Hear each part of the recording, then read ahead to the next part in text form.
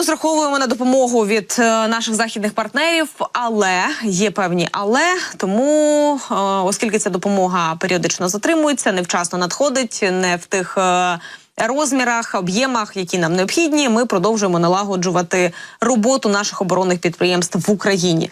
Бо, знову-таки, на партнерів сподівайся, а сам, як то кажуть, свою справу роби.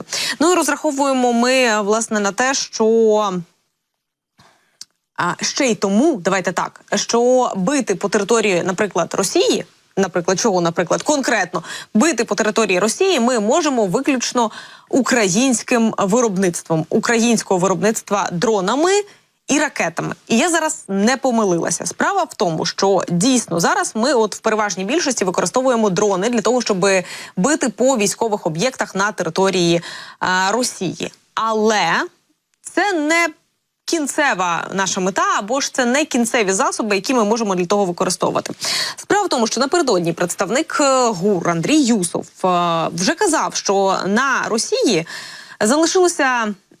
не залишилося безпечних місць. Не залишилося безпечних місць, якщо не брати до уваги бункер Болотного царя.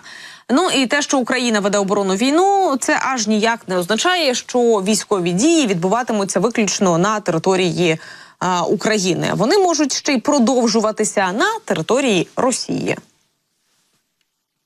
І вода, і небо, і дії на суші в глибокому тилу противника. Це оборонні дії з українського боку, і вони продовжуватимуться. Більше того, Путін все більше затягує саму територію Росії у війну. Не контролює ситуацію, не може захистити.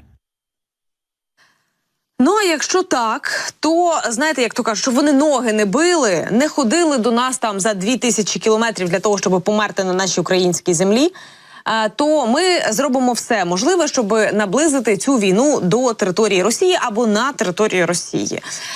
І чому я сказала про дрони і не тільки? Тому що бити по військових цілях на території Росії, а їх там достатньо, Україна може ще й своїми ракетами. Не розкриваючи військових планів, знову ж таки говоримо про те, що зараз Україна працює над технічними моментами, щоб втілити ці наші ідеї в реальність. Тому я би там, на території Росії, знаєте, радила сильно не розслаблятися. Але от Білгород, наприклад, не сильно і розслабляється.